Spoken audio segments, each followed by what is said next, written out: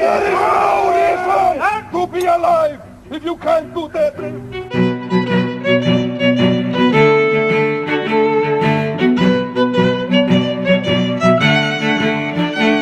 It's not something that you can just make up about yourself. You have to be able to show that you are as strong as you say you are. Especially if you're competing in strongman. Ready, rock? Couldn't do it. I bite my nails so bad, but look, Tyler. That's a week of not biting my nails. Look at those things. Oh, it's gross. That's the first time. Girls' time. That's amazing. It's gross. That's amazing. It's so crazy how stubby they are. Watch this. What? Ooh, that was easy. Oh, he can open his drink by himself. All right, here we are, episode 73. Is that correct?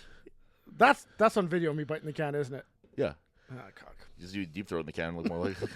Yeah, 73. Episode 73 of Strong and Petty here at Iron Age Gym in Winnipeg, Manitoba, the west end of Winnipeg, the best end of Winnipeg. We're here post the one of the biggest events I've ever done, biggest competitions I've ever done. Canada's Strongest Man. Who are you texting right now? My wife. Better be somebody who's at CSM. You know, we're actually late recording today because of me. Tell 'em why. Which generally I'm on. I'm building a house. Yeah.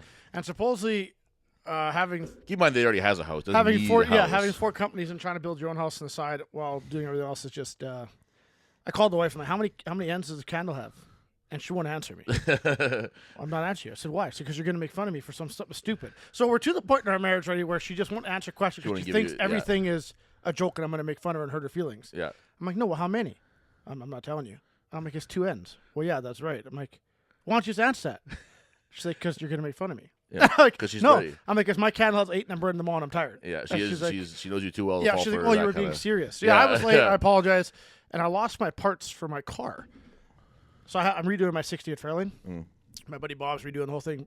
I've found some frame rot, and I was doing a motor swap. Canceled that halfway through the motor swap. So I'm like, oh, this motor's not fitting, and I need to put a lot. And I'm already in this thing way too much money. But the new motor had 540 horse, so I wanted the miles per gallon were going to be ridiculous. Yeah, for sure. But the 15 or 20,000 hours I was spending into it just wasn't worth the miles per gallon. No, yeah, smiles only take you so far, I guess. So now I can't find my new brake boosters that I ordered from Summit, but of course the wife picked them up, so she lost them. Hey, Danielle. The truth is I lost them. Well, I had a great weekend. How was your weekend, Tyler? Yeah, mine was good. My bad. No, Not it's to all good. shadow over the No. fifth strongest man Yeah, fifth strongest man in Canada.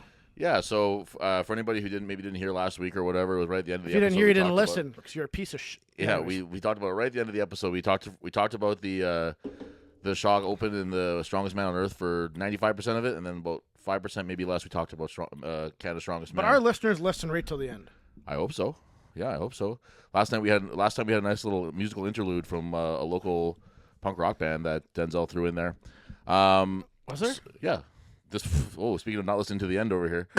What happened? You think that we would get at least 2 people would listen to this right until the end, but no, just me. So I found out on Monday that I would be going to Canada's Strongest Man.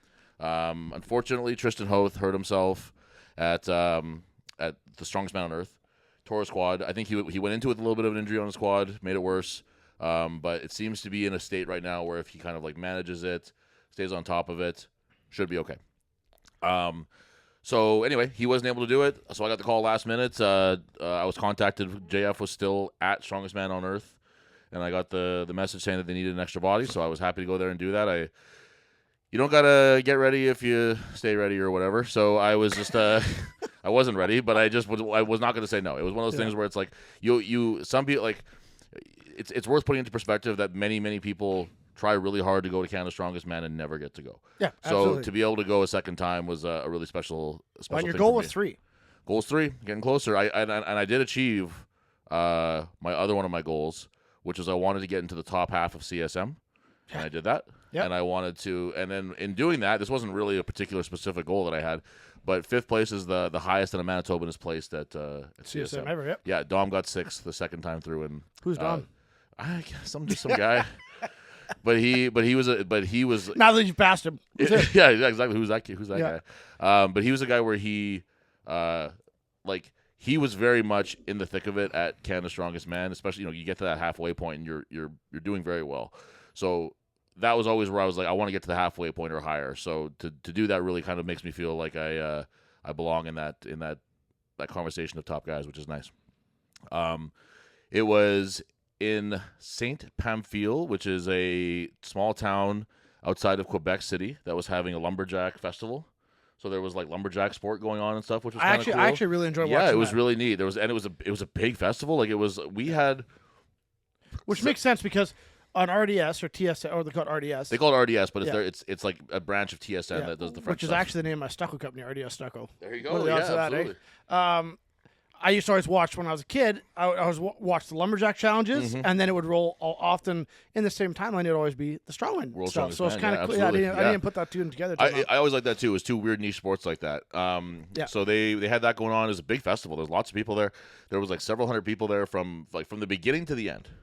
Yeah, the crowd looked fantastic. Yeah, and it's worth pointing out that this competition was 6 events, all of them backbreakers. Yeah. No front hold, no throw, No grip hold. They were all backbreakers, and we were done it in about. We did that. We finished the presentation, 3.5 hours after we started. So it was a fast. He's been watching show. our shows. He must have been, yeah, because it was fast, and you would just finish one event. And you would get they would come to we were in the school changing, and they'd come in, they'd be like, "Hey, you gotta get warming up now." You would just finish, and you'd be out there warming up right afterwards. There was no time for anything else, and I kind of like that. For me, that kind of works because I'm not maybe as actually strong as these guys, but I might have a little bit better endurance than some of these other guys. So that kind of favors me a little bit. But it was in the small town outside of Quebec, we had just huge name after huge name. You have Wester Winsky, you have Gabe Rayum, 2 World's Strongest Man finalists right there. Yep. You have Simone Pratt, who's the former CSM of last year. Was he injured? Yeah, we'll get into that one a little bit. That's what I thought. But he was there. Fred Rayum, who won Easterns this year. Yep. Who's having his own very good year on the circuit on his own there. Just big name after big name after guy. All the guys in the East are really, really good. If anyone doesn't know that, Quebec produces pretty much exclusively great strongmen. Until the last year or two, they produced all of the top strongmen. Besides Scott Clement and Brad, but Brad Dom, all the winners came out of the West. Yes, or the East, right? Absolutely. Yeah. The guys who were the podium finishers, with the exception of Scott, yeah. were almost always Eastern guys. Yeah. So it was a really awesome list of guys. It only from took us the East. 30 or 40 years. That's all it took. That's all we had to do was just Yeah. give it a little bit of time. Yeah. Jeffers, you got to make the baby first and let it grow. That's right. Jeffers and Colton and Larson and me were the reps from the West. Yep. So it was just a really, really strong group of guys. And there was just nobody there where you were like, well, that's a slouch that I can definitely get some points on. That just didn't happen, you know. So it was an extremely difficult competition that was we were all ready for it to be done by the end, I think. It started off with a max deadlift.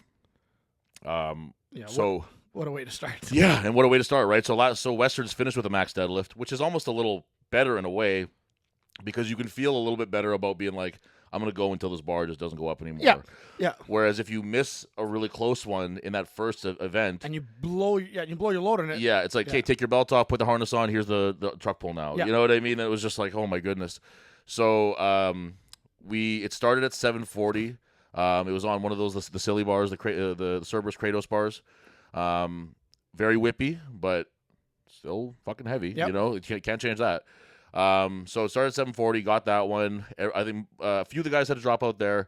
So to get into that a little bit, Simone was not healthy here. Yeah, I could see by the score something's wrong. I think that to his credit, I think that he competed only because he was the returning CSM, which I can respect that. I think that there's something to, if you're the champ, coming back, getting beaten, and letting someone. So there's no asterisk, and there's no whatever. It's like you were there, and it just whatever. So nothing but respect for him on that one. He was not in his best shape, and he really just came out and tried his best anyway. And Joey Lavallee, who he did the Shaw Classic the weekend before and pulled 950 on that deadlift bar. Yeah. And if you saw it, it was rattling, shaking, very hard, 11 out of 10 hard. and he gets it. And then someone was telling me that at that point that the Shaw, they were running so tight on time that it was like 30 to 45 second increments before you'd be going again. Jeez. So he was like still like leaning on the thing, recovering, and it was like, Kate, 975 is on the ball, or Joey, you're up, whatever. So he was just not there on this day. Like his back wasn't there. Well, you can't recover from a lift like that in 7 days. No, and he missed one of the openers, one of the warm ups, and he was just like, this is not going to go well. So he knew that. But he again, and I told him this too, and is that like just showing up and being like, I have to give it a shot. Yeah. The circuit pays for us to be there. They pay for our flights. They pay for our hotels. They pay for our travel and everything. Yeah. So it's a big deal to be like, actually, I can't come. Just throw the ticket out. Yeah. You know what I mean? So for him to show up and still compete, I think that was really, really cool and really, really commendable, both those guys. And that goes for all the guys too. Say like Jeffers had just done the Shaw Open the week before. Yeah. And Wes had just done the Strongest Man on Earth the week before. Yeah. These guys had all just competed, and they were all beat up, and they were all banged up, and they all had very legitimate reasons where they could have been like, I just can't do this. Like, I'm not going to do it. And none of them did. So and the standings could have been shuffled. Could have if everybody Right. was fresh. But that's never the case in strongman. No. People can't say, well, if I was healthy that day, I would have won. Or, Yeah. but that's just not how That's just not how strongman it works. was. And It's not like, and even, as you're saying, not like a fight camp, but fight camps guys going injured. But you're training for one comp and a fight camp, or one fight for 3, 4, 5 months. right. It's not the same as strongman. No. And Your that's, first show of the year is generally, okay, I'm feeling somewhat fresh. yeah, and then you just keep on doing them. Yeah. And this is not in any way to be dismissive of Tristan having to drop out. If you tear your fucking quad, and also he has a lot of big stuff coming up. He's doing the road coming up and stuff. It's like, you got to take care of yourself. Yeah. And I think that everyone understands that too. And obviously, I think it's just worth saying. But I don't think anybody thinks that I'm shitting on Tristan for that. No, shit, no. So the deadlift, I pulled this to the opener. I pulled the second one, which was 780. And I decided to take my own advice that we had on the last event, which was I was going to use my head and try to get points. Yeah. And try to be smart about my attempts rather than be like, well, I'll just go till I can't. Yeah. So 780 was, let's call it like a 9 out of 10. Yeah, it didn't move as... No, it was and I knew it wasn't going to. I'm not peaked the same way for this. And exactly. I did not anticipate like getting what I had gotten. So the next jump was 830, which would have been 5 pounds. Keep going. I choked on that. You okay? Yeah. That's right, 830. I know it's unbelievable, but 830 pounds was the next attempt. Oh. So I was like, it would have been a 5 pound PR from Westerns, and Westerns was like a 10 out of 10. So I was like, it's just not going to be there. Yeah. And I said, it's not worth using the energy. And I kind of looked at the score sheet too, and I was like, okay, even if I get it, I think the only other person, I'm trying to like kind of work it out. I was like, I think the only other person who wouldn't get it would be Gabe. Everybody else is going to get this, and then get the next one. Yeah. So it's not worth trying to maybe get a point. And that's exactly what happened. Gabe missed it, so I would have gotten maybe 1 point if I got it, which was a very big if. Yeah. And I didn't have to use the energy, and everyone else just went on to the next one. And Gabe probably used a lot of energy on something there to get 1 point. Yeah. And To miss it, and you got the same point. Yeah, and so, there was just some monster deadlifters there. You had Yannick Boucher, you had Ben Court, you had Jeffers, you had Fred Rayum, who was just on a fucking mission. Like, dude, he that was guy, yeah. unbelievably strong. Ben hitting a massive 870 PR. Yes, yeah, that was awesome to see. Yeah. He's like that's his shit. You know what I mean? Yeah. So a lot of the stuff in strongman, he's not like physically built for. Say like stones are not really his shit. Sandbag, that kind of stuff. It's just like he's better than the average person. Don't get me wrong. Yes, yeah. Better than the average strongman. But he's it's tough at this level. But the static shit is where he really drives it home. One, yeah, and when we get into the press bed, you can definitely tell like being his size and his stature. Being so muscle bound, it really affects you on those stupid axle cleans. It definitely can, yeah. That's a common and thing he's huge right now too. He's like 330, and he's like 5'9", 10. You know what I mean? Like he's really, really jacked right now. 5'10" and a half. Yeah. So sorry. So the deadlift got really high. Jeffers pulled 900, and Gabe got one more. Fred got one more to get a little bit higher. Jeffers is saying that now he's the first guy to pull 900 raw in the West, but I think that we all know that doesn't count because it's on the Kratos bar. I was just gonna say, I don't know what the fuck he's talking about. But he's like finally got a suit to get my validity, and I'm like, if it's not a suit, it's a bar. It's always something with this Jeffers guy. And then next time it'll be a deadlift bar, and we'll be like, yeah, but it wasn't on a stiff bar. He'll do a fucking like a 18-inch deadlift and be like, oh, first guy to get 1,000 pounds in the West or whatever. This Jeffers character, I don't know, man. Yeah, I actually didn't get to see him all that much this weekend. I traveled with Larson and Colton, and both of their they both don't like Jeffers. So that makes sense. Yeah, exactly. Well, everyone has a problem with Jeffers, so it was I got to know those guys very. Like I hadn't really spent that much time around Larson, especially because he's just so new to the scene. Yeah. So I spent a lot of time with those guys, hung out with them, met their, got to know their partners a little better, and it was nice to kind of get to know them. But we didn't see Jeffers until the day of the competition, and then where was he hibernating? He just had a weird flight, so they just showed up at a different time than us. And Yeah, I was actually watching his Instagram. I don't know if he had issues with his flight. Maybe I'm wrong. Maybe it was just a bad. I think it was just bad times. Yeah. Yeah. Because I've left this part out. So we flew in to Montreal, and then we had to rent a vehicle and drive to this town outside Quebec City. So it's about 3.5 hour drive. Okay. But it's much cheaper to fly. I get it. Yeah. So we get this it's a Nissan Armada, if you're familiar. It's like a big 7-seater SUV. For anybody who doesn't know, it's huge. It's fucking huge. So we're driving in this underground tunnel, and just outside Montreal. And traffic stops, so I stop. And then all of a sudden we get this big kind of like jolt. Like I felt like I'd run over something or like a pothole or whatever. I was like, what the fuck was that? And then someone's like, whoever in the back was like, I think someone just ran into you. I was like, for fuck's sakes. Like it felt like a good jolt, but you got to keep in mind how big this vehicle was. Yeah. Right?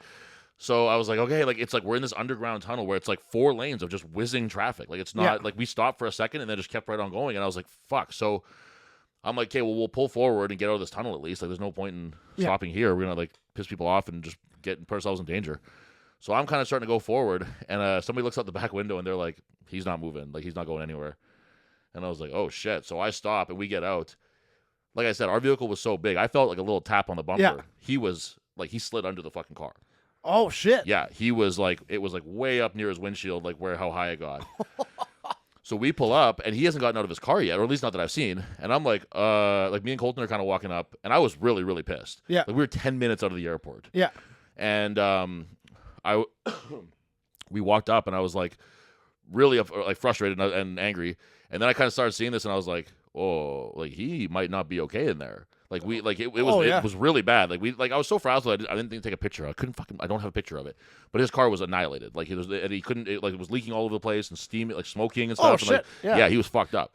So he gets out and he's like an older guy and he's just like, I'm like, hey man, like what the fuck happened? And he's just like, oh, like he's like trying to speak English and it's like very chaotic mess, right? And I'm like, oh man, I'm like, just give me your license and I'll take a picture. And like, he's rattling, he's like, his hands are shaking and stuff. So now I like feel bad for the guy, and I'm just like, hey man, you gotta think this old dude, right? Just rear-end somebody, yeah, and then these monsters jump out and who don't speak French and are yelling at this guy. Yeah. So now not only is his car wroten off, dude's scared he's gonna get shit kicked in the middle of a tunnel. Well, that's what Colton said too. He's like, I can't. He's like, I'm gonna come with you because I don't need this to escalate to anything. And so we got the information and stuff, and I was like, well, we're gonna get out of here, I guess. Like, best of luck to you. And he was just like, yeah, I'll get it towed, like whatever. And so we go. So just for a little bit of context on this, Gianna has this thing that she hates because when we go out, whether it's strongman or wrestling or just when I was working the clubs for a decade or whatever, I always see people that I know. I always see people out and about that I like. We'll be somewhere just very random and weird, like, or like we'll be in like, we'll go to one of the restaurant out in Headingley or whatever, and I'll just see somebody I know out there, and she'll be like, why the fuck, like always. So we are getting into our vehicle, we're getting ready to drive out of here, and this car pulls in front of us and starts backing up in front of our vehicle, and I'm like, what the fuck is this now? Yeah. So the car stops, throws on its hazards, a person gets out, just a guy that I know from Winnipeg. Come on. And he's seen you. Yeah, he just saw me standing in traffic. Yeah. He walks into my window. He's like, what's up, man? I was like, what are you doing here? And he's like, oh, I'm going to see a concert this weekend. And he's like, I just drove by and saw you standing in the street. I wanted to see what was going on. And it was just like a guy that I knew from fucking, it was just the weirdest fucking thing. So Gian's in the back just like, what the? Yeah. Like, are you kidding me? Yeah. Like, even here, like in traffic in Montreal? Like, okay. So anyway, needless to say that we were all feeling a little janked from that afterwards, though. Like, Gian's kind of fucked up today, honestly. Like, her neck's like kind of bad shape. So we're kind of like nervous about that. And it's like, what are we gonna feel like? So this happened on Friday. We competed on Sunday. Yeah. I was like, we feel kind of shitty right afterwards. We felt kind of shitty the next day. I was like, man, I really hope that we don't feel like locked up on Sunday because that's often what happens, right? A couple of days later. Yeah. Luckily, it wasn't. It was a non-factor, but it was very scary for a couple of moments there. So yeah, deadlift went to Fred, smashed it. If Jeffers would have been in there and then missed the 900 deadlift. Oh yeah. Would have been a car accident. Absolutely would have been a car accident. It looked like Jeffers tore something, maybe his lat or his teres or something. I see that video. Yeah, So I felt what he said. I felt something go on the deadlift. God. These guys are running in the red, a lot of them. But hey, that's kind of what you got to do sometimes. Maybe that's the key to success. Maybe it is. Yeah, maybe it is. So we moved. Like I said, we moved on from the deadlift.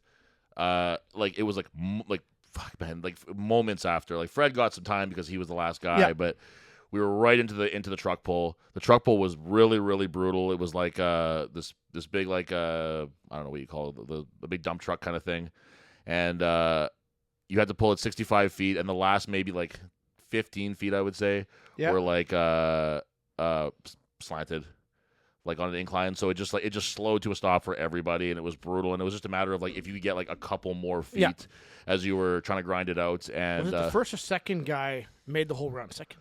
I think because Joey and Wes were the only guys who finished it. Yeah, so Joey was the second guy to go because he didn't do so well on the deadlift. Yeah, so and then he finished I could tell he died. I'm like, ooh, that's an incline. Yeah, but he finished it. And he set the bar so high. Yeah, like I was like, I know he's good at that, but I was like, but I'm okay at that one too. So I was like, I should be able to get a finish, maybe not as fast. And as it gives he you does. some false hope. Yeah, when one of the first and Joey's strong in all aspects. I mean, he just came off a comp.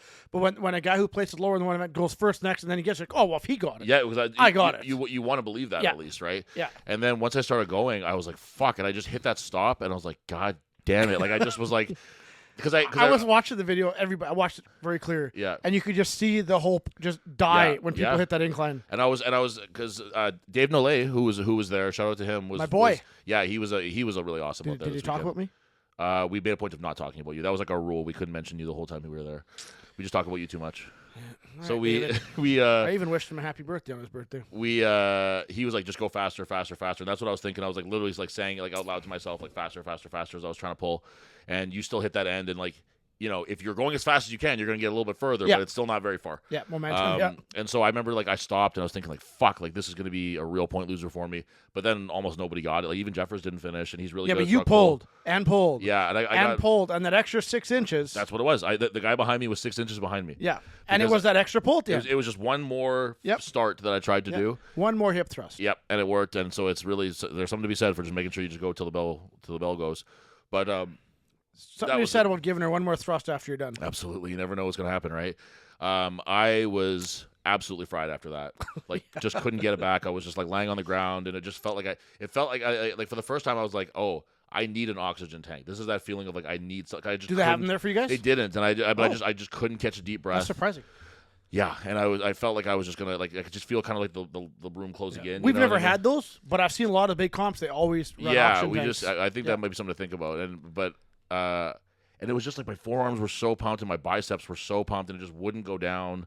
Like, I was sitting there with them trying to keep them elevated and just like move them around, and Jan's trying to work them and stuff, but it just... Is that when you were puking? No, so that was the next event that I puked. So I... Because usually you puke, even when we train together. Well, I would have thought that after that one, the way that I was feeling, I couldn't believe it. Yeah. I just didn't eat that much, I think. So it just took that little bit extra. Yeah. But I was lucky that because I did okay in that one, I got a little bit of time before the next one, which was... we went from the very, very heavy truck pull to a 1,000-pound yoke for 65 feet. And it was very, very hard, but I did much better in it than I would have expected. Yeah. I really, like, I hadn't touched a yoke. So, and just to give a little bit of context on all these events, like, I had done the deadlift in Westerns, and I'd been training deadlift since then. So that's whatever. I haven't done a truck pull since Morris of last year. Yeah. Would that make sense? Yep. Yeah. So over a year. I haven't done because we did arm over arm prep for Magnus. Right. Yeah. And I hadn't done a yoke since Westerns. Like, I hadn't touched one, and which probably wasn't the worst thing because it's like it's 100 pounds more. Like, what am I like? I'm not going to train that much heavier than 900 anyway. No. You know what I mean? No. So it's I think that was kind of fine. I was practicing enough from the training for Westerns for it. But like Ben Court and Yannick got like I got 25 seconds, I think, whatever, which was like a good run, and I was very happy with that. Ben Court and Yannick like ended up like 1-2ing it with like 17 point something seconds they were each. Running. I couldn't believe that. They were I know that Yannick is very good at yoke. Yeah. So that surprised me less. But shout out to Ben because he was sprinting with that thing practically, and I just like I couldn't believe it. Colton looked really good on there. Colton looked good. Yeah. They interviewed me afterwards for the TV. And I was like, oh, nice. Like, I must have gotten the lead if they're interviewing me, because why else would they be interviewing me? And I looked at the sheet, and I was like, what the fuck? They got me by, like, 8 seconds. Like they How does it feel to place mid-pack on the yoke? Yeah, exactly. And Gabe, like, got, like, it was like 14 seconds or it was like he couldn't have gone much faster with like if it was 600 pounds. I think he would have gone almost the same speed. Yeah. Like it was was crazy. His legs weren't going to move much faster for his size. It was really it was really wild. He was just really on fire. Like, but there was since when do 1,000-pound yokes it become a foot race to the finish? Right, that's the thing. Like that's the level we're at now, where 1,000-pound yokes is not not can the top guys finish, it's how fast. It's how fast, yeah. I had an okay pace going, but you need to have a really good pace with 1,000 pounds. But your yoke in general, you are a very steady pace guy. Yeah. You're not going to drop it. You generally don't drop your yokes. Yeah. I think I would have placed around the same if it would have been like a 900 or an 800. That's what I mean. Too. Like if I look at your yoke training and your yoke from previous comps, even from Westerns, you were a very consistent yoke. Yeah. But you're not the fastest yoke. No. But you don't drop it. You have one speed and you go. That's like anything over 800 pounds is moving the same speed. Yeah, and sometimes that's okay, and sometimes it's not. And this time it ended up being okay. I think a lot of guys were still really feeling that truck pull. I believe that, honestly. Like and so this was the last event for Joey.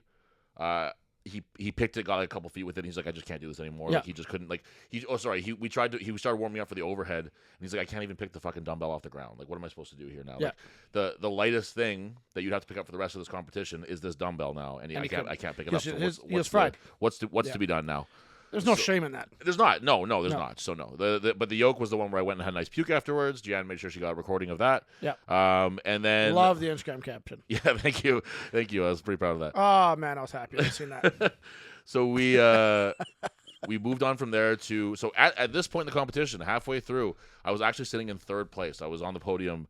Dude, I was watching the scores sitting at home, and I was like, "Ooh, Tyler's third." I'm this guy's doing great. Like you're doing. Here's the thing: is I didn't have you placing top 5, to be honest. Not with 1 week's notice. Neither did I. And I'm, and that's as your buddy and a guy who knows how you train. Yeah. I'm like, I didn't have you not with a week's notice. But then how you did in each event, I'm like, well, that's how I would have thought you would have done an event. Yeah. But I guess I just didn't take into account that the level you're at already, you just doing how I expect you to do is going to put you in those positions. Well, that's what you hope for, right? So it's not that I'm underestimating you, because I'm like, oh, that's exactly how Tyler, I knew Tyler would do in the event. That's awesome. But I guess you're just at that next level. Well, I hope so. And it was, but I didn't expect you to 5th either. So I don't take it as any kind of an insult if someone's like surprised or shocked by that, because I was surprised and shocked. Then I seen the third, and then I see the next event overhead, and I'm like, oh. Yes. Oh, no. Because that's something for you to do mid-pack in that group. Yeah. You need to be peaked for. Right.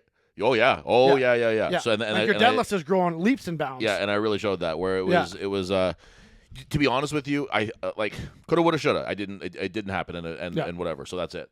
But I think that if I did have the time, I could have at least gotten the second implement. Yes, yeah. Because to talk about again the time between doing stuff, Circus Dumbbell, we just done them at Manitoba, so about 2 months ago. Yeah, I knew that would be an okay one for you. Yeah, and it frankly it kind of wasn't. Like I really should have put some. I realized that I should have just done one session with it before I went, because it just felt so. And then you didn't get that first rep. No, and I didn't really get the second rep either. Yeah.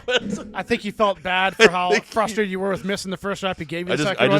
I gave. Because to be honest, your second rep looked like your first rep. It looked exactly the same. And I was like, oh, you didn't get the first. Yeah. So thank you to Mr. Yannick for giving me that one. I thought, I was like, that was a bit of a gift. I'm not going to fucking say anything about that. That was a Jeremy Baker. Yeah, but hey, I still all it was I got 1 point because I still got last place in the event, so nobody should feel bad about that. Isn't that dog shit? Yeah. So you get the first one, you're still last place. Still last place. So 200-pound dumbbell went up, just squeaked it through. And that's a case of like I it's really hard too, because they have those the big thick handle dumbbells, like the globe ones too, and if you're not practiced with those, they really are different, and they do really feel very uncomfortable and strange. So then the second implement in the press was a 350 axle. Oh, okay. So when I found out that day, I went to my gym, and I was like, well, I looked at my training log, and I hadn't done an axle since February of 2021. So you haven't done an axle in 3 years. I haven't done an axle. Well, that's not bad. Axle clean and press in 3 years. So I decided to. Devin's on the phone there. No, keep going. I have to check this email. Keep going. I'm listening. I'm talking. So I went. Okay. So anyway, I couldn't do the axle because I just hadn't practiced it. I just had I done 340 in training the day before, which was a 5-pound PR after not touching the axle in 3 years. So I do feel pretty confident that if I had a little bit of time to train it, the potential would have been there to hit 350. However, one thing that I didn't account for was that the axle is a fixed piece there.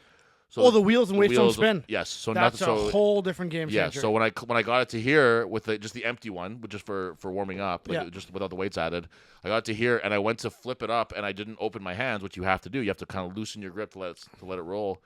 I didn't do that. It just like flew out of my hands, and I was just like, oh shit! Like this is not. Not only have I not trained this in 3 years, it's like it's also a shit implement. I don't know how to use it. Yeah. Yeah. So guys are trying to kind of give me like tips on the fly, and I was like, you know what? I'm just not going to do it. So it doesn't matter. Like, Yeah. like I'm just not worried about it. Like I don't want We're you not to waste making your it there, time. so Yeah. let's not worry about this. So I did get the dumbbell. I went to that axle, tried it once, went on the belt. They told me to put it down. I was like, you know what? Fuck this. I'm not. Yeah, I've seen that. It looks like you just hit your belt. It was unclear what the rule, because we were told that we were allowed to like touch it and slide back up. We just couldn't clean off of it. Yeah, and that's what you did. Yeah, I don't know. You touched it, and when he called you, Yeah. you had your fat between the two. Yeah, I wasn't at a point where I even cared enough to like Yeah. debate it. I was just like, whatever. I just Yeah, put it you're down. like, I I'm was probably not getting this anyways. Yeah, it just wasn't gonna happen, and it wasn't worth.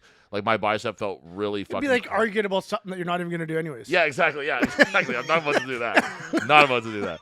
So I was like, it's just like my bicep already felt fucking crazy from the arm over arm. Yeah. I didn't like the mixed grip pull, so I just was like, no. No, that pumped that. Yeah, then you're asking for. I was done with it. So that one didn't turn out very well. Slid down from third all the way to 7th place. Yeah. But it was still a tight race. It was still there was like the top guys were getting away with the points, but there was still like from First place was he was running with it. Yeah, 1 to 4. So 1 was on his own. Actually, I say Yeah. that Gabe was on his own. Yeah. 2 to 4 was a very very tight race, and then say 5 to like 8 or 9 was also very tight. Yeah. So the next one that we had was a real heartbreaker for me, where it was a steeplechase, 2 sandbags. Yeah. Yeah. The second one being like a Hoosfell style sandbag. Is it that a Nook? Oh no, it was Hoosfell. It It wasn't was a the Nook Hoosfell one, like a Cerberus. Yeah, it's not Hoosfell the one. Nook Shook one. So you load the first one, you go under the yoke, you pick it up the sandbag. Sorry, pick up the sandbag again, load it onto the thing. Got the first one really fast, no problem, feeling fucking great. Pick up the Hoosfell. So because I did so poorly in the press, me and Ben were the first 2 guys to go on this. We hadn't seen anybody else do it yet. Oh shit. So I was like, I got this shit. So I went to go just try to pop it up and get it onto the thing, and it just hit like the tail Yep, of I've the seen- Hoosfell. yep. And I was like, God damn it. And I was like trying to push it over, and I was just like, every second that went by felt like a year. Yeah, well, it's just draining And I on was you. just like getting zapped, and I just wasn't getting it. So I put it down, and I could just feel it like just slipping away from me. You know what I Yeah. mean? Like, it was like trying to like hold on to sand, where I was just like, Yeah. fuck. And I went to go try to grab it and pick it up, and that didn't work. Like I tried just like to stand it up, I couldn't get it up. I tried to pick it up sideways off the ground, and just like I was just so zapped by that point Yeah. that nothing was working, and it was so frustrating because that was like. In my head, I was like, if I zero every event, I can at least fuck up the points a little bit for somebody Yeah. by doing well in this one. Yeah. And it just didn't happen. A bunch of guys had the same problem. Yeah. But the second group that went, I believe Wes was him, second or third. And he ran up to it and just heaved it over sideways. And I was like, If you would have son seen of a that, bitch. you And would have done if it. I'd seen it, that's exactly what I would have done. Yeah. And again, could have, would have, should have. That's how the event goes. Yeah. But I was like, man, if it really was getting on. Like I was like, God damn, that was supposed to be such a good event for me, and I ended up just finishing kind of like lower mid pack on it, which was very frustrating.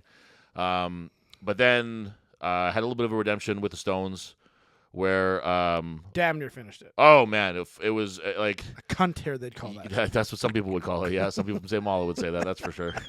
But it was only Jeffers finished the run. I was second to him. I got the first first 4 stones pretty fast. Yeah. And like So if you would have got that stone, I didn't check the time. Would you beat Jeffers? no, I wouldn't have. No, Oh, he was ahead. He still had like 5 seconds on me or Oh, something. okay. So okay. yeah. Yeah, I didn't check the times, but From when I forget what it was. I forget how I looked at it. but what? He The 2 was- best stone lords in Canada are both in the West. That's what the CSM standing says. I don't know, but lost train of thought there. Oh yeah, so Jeffers got it. Awesome run from him on that one. Really impressive. I just missed that last stone. Got the first one pretty fast. Like I was able to one motion the first 2, so that went pretty quick. And it just seemed like a lot of guys I think were really zapped. Yeah. So like say Colton and Wes, who are both great stone loaders, they just weren't moving with that pep That's in what I their was step anymore. So when I seen the going last vet, I'm like, oh, Colton's third. Yeah. And he can hold this position if he can get a good stone Yes, run. I know yes. Jeffers knocking the door, but who knows? Maybe some shuffling. and then you lose on third, like 1 point, right? Yeah, it was just It was right there. yeah, it was 1 point. Yeah, and it was hats off to him. He's had a decent year. yeah. Everybody's all the West guys really showed out, and it was anyway. Sorry to put a cap on that. It was I got second in that one, and that was enough to put me up to 5th place, which is where I finished. It was Gabe, Jeffers, Wes, Colton, me. Yeah. So But pretty good company that I'm up there with. Pretty happy with three of that. the top 5 are from the West. Absolutely, and I don't think that's ever happened. No, Brad Provic commented on my post saying that this was the best the West had ever done at Canadians, and I think just by the numbers, I think that's true. Yeah. So what kind of are you allowed to? What kind of prize money do you give? Are you allowed to talk about that sure, yeah, I got $500 for 5th? Yeah. Not and then bad. and then I also get a little bonus from my sponsor, so which is Our sponsor? my sponsor. SPD? SPD want to be our sponsor? Well, that's a question they'd have to answer, but and then there's all we get, like I said, like so much of our all of our trip essentially is taken care of, besides like the groceries that we eat while we're there. So it's pretty cool. It's awesome. JF takes great care of the circuit guys. Yeah. Just like to the very small things, like he bought everyone dinner the night of the competition. Bends your dimes, you can't use them. Yeah, exactly. Destroys all your standard currency. But one thing that I wanted to say too, though, was Larson, who got 8th place. He was kind of like, 9th place. He was kind of like, 9th place, whatever, blah, blah, blah. And I was like, well, dude, the first year that I came, I got 10th. Yeah. And I was happy with that. Yeah. Because what you have to remember is that you're not 8th in this competition.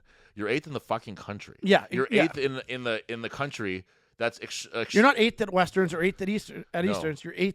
Right. That's right. And this is and Canada is one of the most competitive, strongest countries in the world right now. Yeah. So for you to be in the top 10 of that is incredible. Yeah. And I think it's really easy too, because we have a tendency to lose sight, where once you start to kind of hang out with Tristan, and Jeffers and Colton and Sean Hayes and these guys, Isaac Mays, you're kind of like, oh man, like you hold yourself to a very, very high standard, because these are all world level competitors. That's the thing. You go from, you start Strawman on the amateur level, and you win a couple amateur shows, and you're like, all excited. Yeah. And then you start meeting the guys who are beating you. Yeah. And then you're like, okay. And then you start beating those guys, and then you're not nearly as excited because there's still people above you. Right. When you first start, you're excited to win. Yes, exactly. Now you go from comparing yourself to the bottom 99. Yep.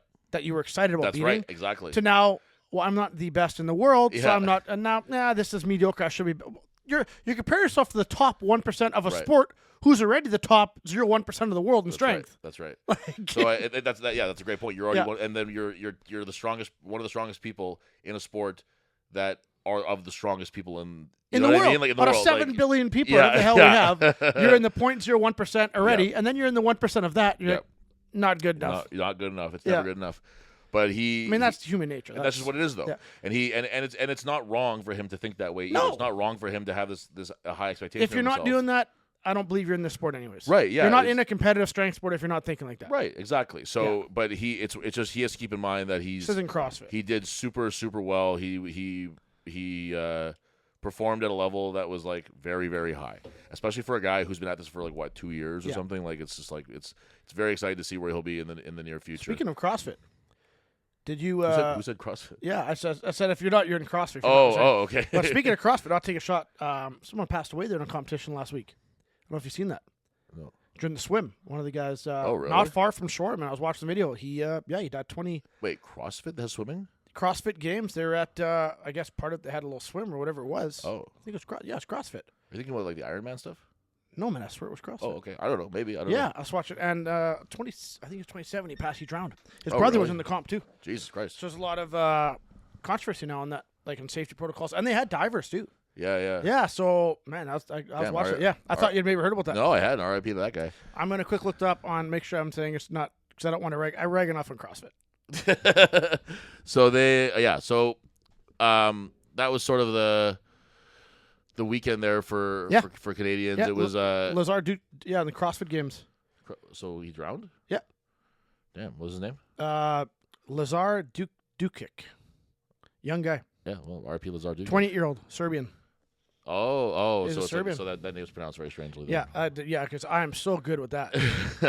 I can hardly pronounce. I'm not good at pronounce shit. I'm just No, I'm aware of I was gonna that. say I'm an average white dude, but actually, other Friday I'm officially a Métis. So I got Oh, my you Métis get your cards. little Yeah. thing, are you? I got it all. There Yeah. you go. Yeah. Um, On my French side. Yeah. There you go. Yeah. So I achieved, like I said earlier, I achieved a goal, which was to be in the top half of CSM. Oh, and because I did that, because I got top half of CSM, I get to go to North America's Strongest Man that's next year, wild. which is pretty Yeah. insane.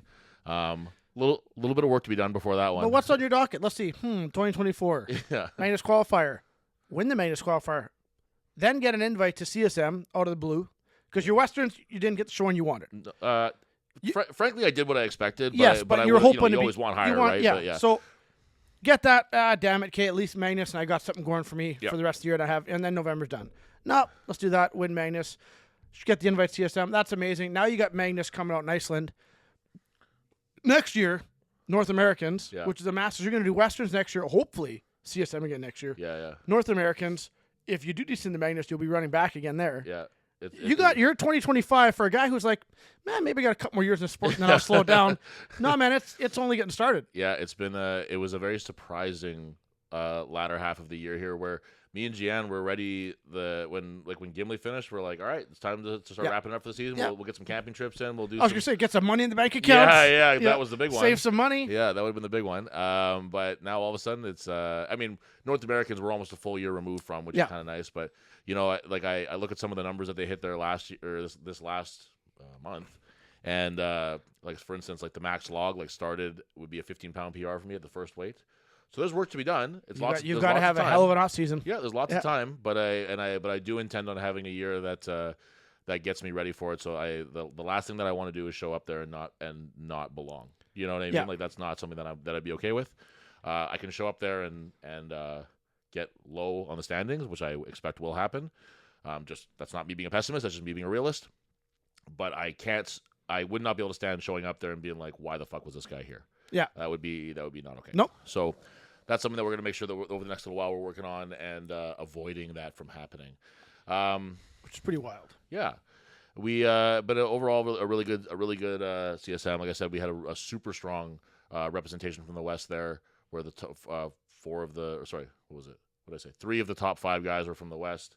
So that fucking rules, man. That's and with more guys that we have who are going to, like, more guys than ever, that by next year we'll be ready to go to Westerns and stuff. Yeah. It's just going to become a matter of just, who's that first guy who's going to push even that little bit further to get to CSM That's again. the hard thing is next year Westerns, it's not going to be, it's going to be more competitive than this year. Yeah. Oh yeah. Yep. So like, yeah, it's. Well, you look at, like, say, Colton Jeffers, Larson, the Yeah. guys who are already going. Is Sean going to retire? He's semi-retired for the last 5 years. Sean's never going to fucking retire. Get real, Sean. So He'll just win and not take his invite again. Yeah. All 4 of those guys. So Sean will be healthier, presumably. Yeah. You never fucking know with him, but Yeah. presumably. And the other 3 guys are just all going to be better. Yep. They're all going to be stronger. Yep. I'll be better by then.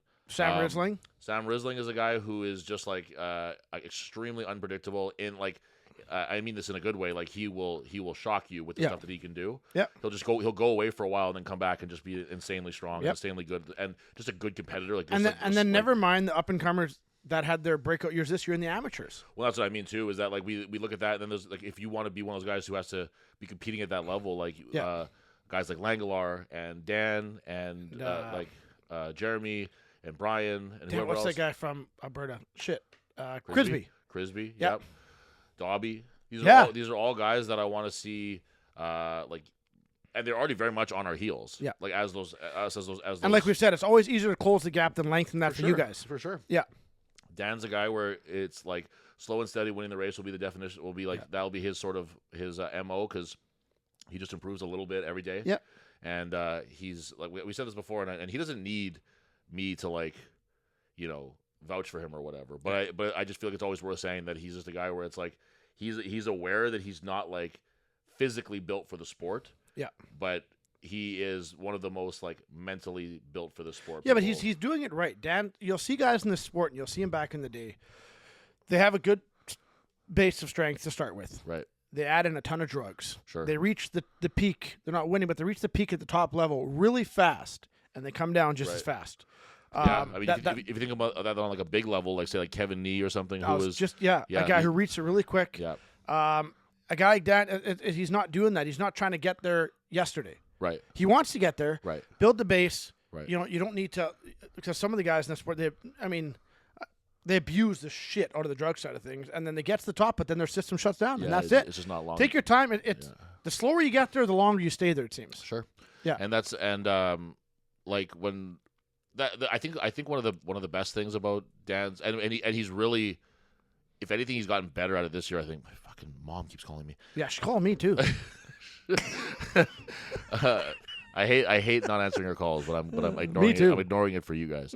But he's a guy where he's got a really great mindset about taking losses in stride. Yeah. Taking things where he didn't perform maybe he wanted to in stride, and not letting it affect. He's just in the gym the next day and just getting back to it again. Not letting it affect him. Not letting it change like how he's going to attack it next time or anything, or like at least not like in any kind of like drastic way. Yep. I know a lot of guys who don't take. Never mind like L's in like competitions, but L's in events. Well, Yes. You know what I mean? Yeah. Like I know guys who shut down. Freak out. Yep. Yeah, sure. The one of the two. They'll either freak out or they'll shut down or whatever it might be. It's very hard to shake off a shitty event. Yeah. And just be like, well, all I can do is just do better on the next one, or even to shake off a shitty competition and be like, well, all I can do is just be better at the next one. Yep. And I do admire that he's able to do that, and it's why he's going to have a longevity in the sport.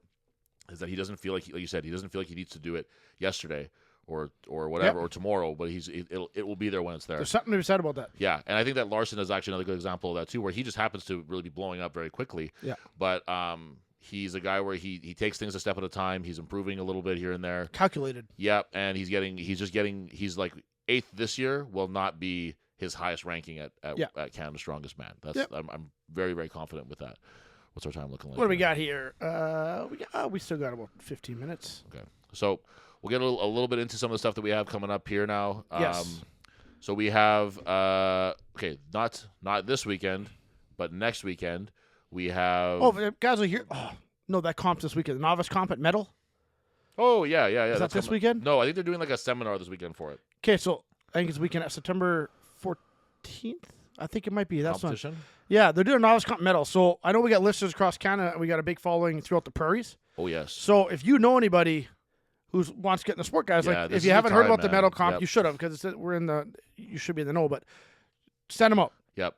This is the time to get somebody involved who's been kind of like hemming and hawing about it, or who's been thinking about it on the fence, whatever. And those guys put on a hell of a show. Yeah, and if you're talking about in Saskatchewan, there's nobody else that you're going to want to, like, there's nobody that you'd want, I'm sorry, I shouldn't say this, but they're one of the people that you really want to have introduce somebody new to strongman to. One of the groups. Steve Halliday, those guys, that whole group there at Metal. They've been doing it for 50 million years. Cheapers, man. They were putting on shows back when I started. Yeah, they were doing strongman before people were lifting weights. And they do it really, really well, and it's just going to be like a good show to make sure that. And it's like, not to mention, you want to talk about like someone who's new to the sport. You're going to have, presumably, you're going to have Brad there, Halliday there, Tracy there, probably Tanya there. Like, these are all people who have done a lot in strongman and strongwoman, who can just be there to help people out. Mel, Jeffers, Sam, Isaac. These Some are of literally the best in the world. Literally the best in the world in your backyard. Your first novice comp you're going to go to, and you're going to have people who are literally winning at the world stage. Yeah, absolutely. Helping you. Yeah, like just cheering you on, offering you advice. Like, what more could you ask for, right?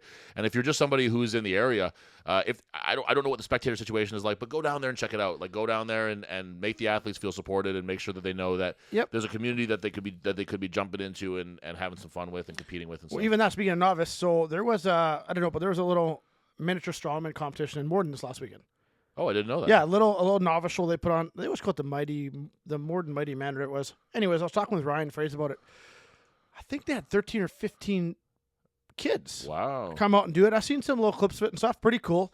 And they actually have the interest, so Ryan's looking at doing a novice show later in the fall. Cool. Just a purely, he had texted me, Devin, is this going to pull away from your novice? And I'm like, I don't give a shit. I don't think it would either. Different demographic. People in Winkler and that stuff, they're more secluded to that area, right? Sure, that's just the way it is. Well, yeah, because they have what they need out there, right? It's kind of like me with my house. I don't leave my damn house. Yeah. So props to him, because there's some big interest there. And if we can get our novice, every year, our big goal for me and you, get the novice show and get 10, 20% retention, which we've done now for 3 years. Yes. And we have 40, 50 people at a comp. Yep. So now if he can do the same in a bit of a different demographic, reach that demographic of the Mennonites. No, reach that demographic. We haven't reached them yet, that's for sure. We're trying to get more people from Yancey. Yeah, we need more Mennonites. We got them from Datsy, but not Yancey. So no, he wants to put one on in October, which is great. That's awesome. So shout out to Cody. Yeah, that's fantastic. I like the way this is going with the novice shows. Yeah. And they're so crucial. Like I know that like as a promoter maybe or as whatever like they're not the most fun things to put on because it's the numbers aren't exactly going to blow your mind and it's a lot of like hurting people and shepherding people and stuff because people who don't know what they're doing, so you have to be a little bit more lenient and stuff. So with the some strict of the rules. you need to be oh don't wait, this is novice. Yeah, it's a novice show. Whatever. And the reps you're trying to call clean reps, but they look like Bambi. Yeah, so there's a lot of that. They look like Langler in his first year. But these are so crucial. They're so important to growing the sport, and I'm really happy to hear that not only is Metal getting one going there, but we could potentially have another one here in Manitoba. That's fantastic. So we have on September 7th. We have Deadlift for Dreams. D4D6 coming up. Yeah, we're looking at we're tickling that $30,000 number right now. I know we're aiming for 60, and we got to have a hard 10 days ahead of us here. Well, this weekend I'll be lifting with my client Jeff, and he's going to donate $1 for every pound that he deadlifts, and I think that we'll get close to 400. I want to put fake weights on there. Yeah, we'll do whatever we have to do. 1,000 pounds. Absolutely, I'll put them on an Hey, elevation. if you listen to this podcast, we had 537 views so far as of today for the last episode. Man, if every one of you donates $5, $5, 20. I'm not saying whatever. We love you as fans, but look it up. No. But you're saying to donate $5 to a children's charity. Yes, we're not asking for money. Yeah. And the child is one of my close friends' daughters. Yeah. Who's got cancer. She's got Down syndrome. She's had a rough start, and she's an amazing child, and so are the parents. So Ruby, yeah. Yep. And it's something close to me because it's a buddy of mine. Sure. And I got to work with as well. So I mean, it's look up any profile. Obviously, look at my profile. Donate to me. But Irwin's Fitness is stepping up, making a bench for the highest fundraising gym again. Tremendous. Hey, shout he out did to last Irwin. year a sled. Great. So I'm excited for that. I love when he's like, I can do a donation. I'm like, or a piece of equipment. I'm like, do it gives a little competitive atmosphere. Yeah, I like that. That's fun. That's fun. He always steps up Irwin Fitness. I've bought a lot of equipment from him. Like, do you have some from him? Sure do. Yep. Yeah, I've bought a bunch of my equipment. He's custom made for me. I'm gonna get more made for a buddy right away here. I'm gonna get more made for my new house. Like he's a great guy. But look up Deadlift for Dreams. Donate to anybody. If you're like, hey, I don't want to donate to Devin or Tyler or whatever else, donate to like the lowest guy on the totem pole for fundraising. It's also worth pointing out that you're not giving us money. Yeah. Like, it's not. It's not just bragging rights. I like to win, and I'm not going to win at the deadlift, so help me win the fundraising. It's not. Oh boy, I'm not winning that deadlift either. I'm actually not I lifting, am but fried today. We're going to see how. Yeah. I never lift. How much I can feel, how good I can feel in 2 weeks because I feel like absolutely. Well, I jumped in it last week with Brian. I got him a new program. Like, you know what? I'm going to train with him a bit. I jumped in and I deadlifted twice last week. Wow. What? That's more than you've done in the last 2 years. What a mistake. Yeah. I deadlifted twice. One was deficit. I'm making him do deficit paused yet on top of that. Thanks. And then racks pulls make different heights. And I'm just changing a couple things. I'm trying to work some weaknesses. And I jumped in with it. And I tried hanging in with him. Now, take into account I haven't done my thing in the last. Yeah, I wouldn't have done that. I'm like, yeah, but I'll lift whatever you're lifting. Didn't go so well for me. No. I made it 6 reps what he was doing for 10 for ease. And I'm just dying on these things. Yeah. Oh, fried. And then this 3 days later, I'm doing rack pulls with him. I hung in the rack pulls. I hung in. Yeah. And then we went to pressing. And I'm like, I still got you in the pressing. So that was a little and then I come to the weekend, I start building my house on Saturday. And I wake up Saturday morning, I'm like, my back's still partially, it's not where it needs to be. And I'm just like, I get up and I'm like, holy shit, it's plus 40, it's plus 38 on Saturday. A lot of it was in Quebec. It was actually a really nice competition weather. It was like 24. Dude. It was 38 here, and there was 41 or 40 on Sunday. Oh, yeah. So 38, and Fuck I'm that. like, I have to go dig. Brian, thank you, Brian. Love Brian. He came out and dug my whole foundation, built my driveway. Him, my dad, my father-in-law, Dean, big old Dean. Big Dean. Ran the truck. I think we hauled 20-some loads and built my whole driveway. But Brian dug the whole. We worked. I did 15 hours in that heat. I'm a guy who sits in an office. Yeah, no doubt. Brian worked there till I left. He's probably just fine. Dude, no, it was so hot. His whole seat of the backhoe excavator was completely soaked right through. Wow. He worked till 10:30 at night. I left a quarter to 10 because I was done the lasering. He's like, I just got to bench some stuff over. But yeah, it was. So my back, but surprisingly, 6 months ago, I couldn't stand for more than an hour and a half without having to sit down or lie down because my back was that bad. I did those 2 deadlift sessions, and I worked 15 hours on my feet, and I didn't have to sit down for my back once. There you go. So I was in pain, but I didn't take any painkillers, and I worked the whole day. So for me, I feel like I'm making some strides on fixing this back. Absolutely. And I'm going to attribute, I did physio. Actually, I stopped physio a couple months ago, so I felt like I wasn't progressing anymore. And then I bought that Bemer machine, and I've been running that thing. And from when I bought that thing till now, I went from not being able to stand for an hour to I just worked a 15-hour day on my feet. Right. So shout out to the Bemer. It goes to actually one of our sponsors. Anyways, Crystal Penner with the Bemer. I've been using this working for me. There you go. I use it on my dog, I said. I like that. It worked for Nova. There was a great bulldog in at the hotel we were staying at. Oh, man. Pudge was his name. Yeah, my dog's a piece of shit, though. Really? Like, your Dolly's amazing. Yeah, like, nice. she cuddles with you. And Nova, I guess since we had her puppy, she never cuddled, so she won't cuddle with me. Oh, that's she won't. weird. Dolly can't get enough if of I it. call her to come over, she just looks at me and looks the other way. Dolly does that, yeah. She's such a... She'll walk up to the door to get let in. So I open the door, and then she'll walk off the deck and make me come back in 5 minutes. Like, she's such a piece of shit. I get so mad at her. That's but anyways, look up Bemer, Manitoba. Yep. I'm telling you, it's done wonders for my back. I'm using it on my head a bit, too, for some... It works, actually, with... There's some stuff about PTSD. Trying to fix your brain. Trying to fix something. Maybe I can straighten my eyes. Maybe. Dude, I should keep wrapping my eyes, see if my eyes straighten. I think that's a little That would be a little wild, far eh? gone now, I think. If it did... What a testament to that machine. But no, I've been using it, and it's got a sleep function, so I sleep on it. And my back, I woke up this morning, and my back's at maybe 5% in pain. I haven't had a 5% in 5 years in my back. Since I fell off that last roof onto the concrete, my back has never been pain-free.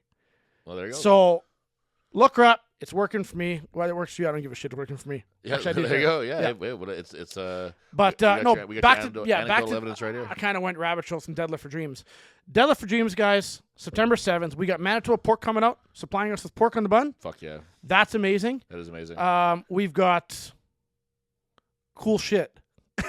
One Insurance in St. Malo stepped up as a white light sponsor. Nice. They're doing something. I think we've got a petting zoo coming for the kids. Oh, they said they're going to insure all the lifters. That would be nice. That would be wild. But no, bring your kids out too. Like this, it's a family event. We got we're bringing some sort of petting zoo in.